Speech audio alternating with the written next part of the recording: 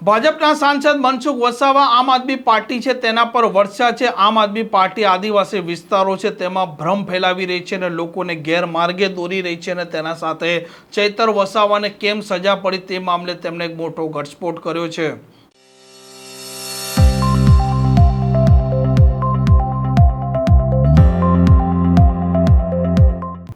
નમસ્કાર, આપ જોઈ રહ્યા છો હોટલાઇન ન્યૂઝ અને હું છું આપની સાથે તોફિક ગાંચી। ભારતીય જનતા પાર્ટીના સાંસદ મનસુખ વસાવા અવારનવાર આમ આદમી પાર્ટી પર વરસતા હોય છે। આમ આદમી પાર્ટી જુઠ્ઠાણા ફેલાઈ રહી છે, લોકો છે તેમને ગેરમાર્ગે દોરી રહી છે અને આદિવાસી લોકો છે તેમને ભ્રમિત કરી રહી છે અને આમ આદમી પાર્ટીના જુઠ્ઠાણાનો પર્દાફાશ પણ અનેક વખત સાંસદ મનસુખ વસાવાએ કર્યો છે। અને જે પ્રકારે આમ આદમી પાર્ટીએ નર્મદા જિલ્લા પંચાયત પણ કબજે કરી, 4 તાલુકા પંચાયત પણ કબજે કરીને ત્યાર પછી ભાજપના સાંસદ મનસુખ વસાવા છે તે આકરી ભાષા છે તેમાં આમ આદમી પાર્ટીના નેતાઓ છે તેમને આડે હાથ લઈ રહ્યા છે અને જે પ્રકારે આમ આદમી પાર્ટીના ધારાસભ્ય ચૈતર વસાવા અત્યારે 7 વર્ષની સજા પડતા જેલમાં છે અને ત્યાર પછી મનસુખ વસાવા કહે છે કે ચૈતર વસાવા ભોળા માણસ છે, પરંતુ આમ આદમી પાર્ટી તેમને છેતર્યા છે અને તેમને કેમ જેલ થઈ તે મામલે તેમણે ઘટસ્ફોટ પણ કર્યો છે। કોઈ સરકારનો ઈરાદો નથી કે પાર્ટીનો કોઈ ઈરાદો નથી કે કોઈને જેલમાં મૂકી દે, કોઈના પર ખોટા કેસ કરવાના। કોઈને હું વિશ્વાસ સાથે કહું છું, હું દાવા સાથે કહું છું, પાર્ટીના કોઈનો ઈરાદો નથી કોઈને ખોટી રીતના કોઈ કેસમાં ફસાવવાનો, ખોટા કેસો કરવાના। તમે બધા જાણો છો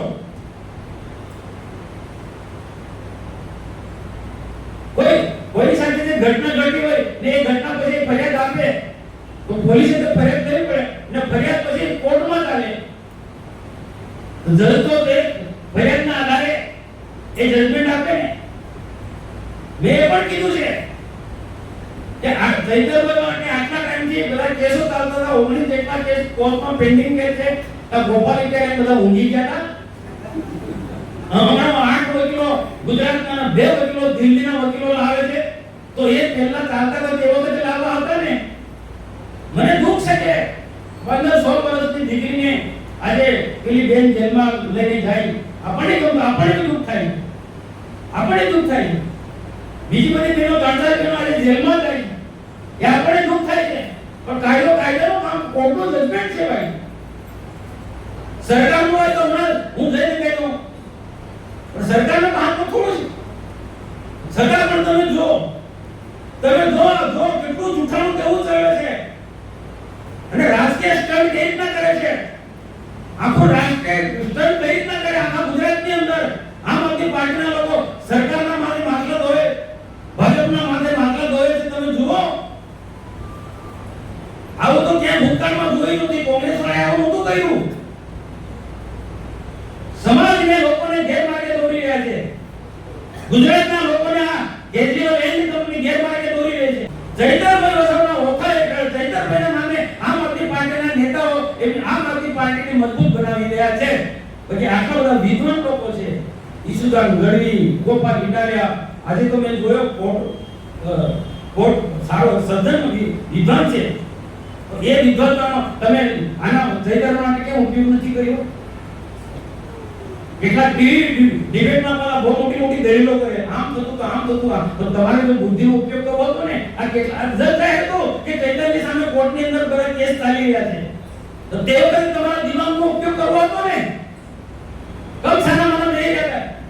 મને તેવું છે કે આ લોકો ચૈતન્ય ફસાવે છે। ચૈતન્ય જેલમાં છે એટલે આખા ગુજરાતમાં બધું આંદોલન કરાવો ચૈતન્યના નામે, એને જેલમાં આ લોકો જલસા કરી બાદ આમ આદમી પાર્ટીના નેતાઓ જલસા કરીને મારે રેલી કાઢે, આ કરે, શું લોકોને ગેરમાર્ગે દોરા નીકળી પડ્યા છે। આને કાઉન્ટર કરવું પડશે આપણે લોકોએ, આપણે વિચારધારાને કરેલા લોકો જે છે આ ને તો ખોટા લોકો શું છે પેલા ઘૂસી જશે, સજ્જન લોકોને આવનાર દિવસો તકલીફ થવાની છે, સારા માણસોને તકલીફ થવાની છે ને। એક પણ કેસમાં ભાજપે કે સરકારે ઈરાદાપૂર્વક ખોટી ફરિયાદ કરી મને કોઈ પ્રૂફ કરાવે તો હું સંસદ સભ્યમાંથી રાજીનામું આપી દઉં, જાહેર જીવન છોડ દઉં। આ ખોટી વાતો કરનારા લોકો મારે ચેલેન્જ છે,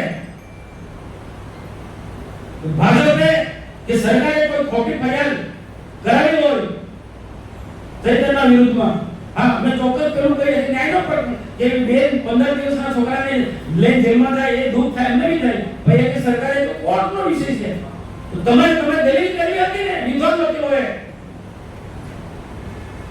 આ બેનની મુક્તિ આપો, નાના છોકરું છે એને, આ મહિલાને મુક્તિ આપો એવી વાત કરી ને નિર્દોષ વકીલ ગોપાલ ઇટાલિયા નિર્દોષ વકીલ, એને ખબર નહોતી, જજમેન્ટ આવ્યા પછી ખબર પડી.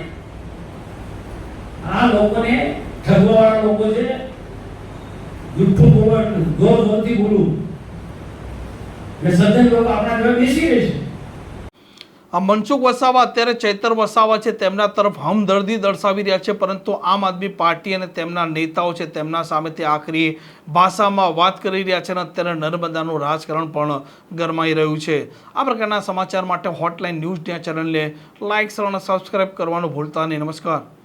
આવા પ્રકારના વિડીયો તમને જોવા ગમતા હોય તો હોટલાઇન ન્યૂઝ ચેનલને લાઇક, શેર અને સબસ્ક્રાઇબ કરો.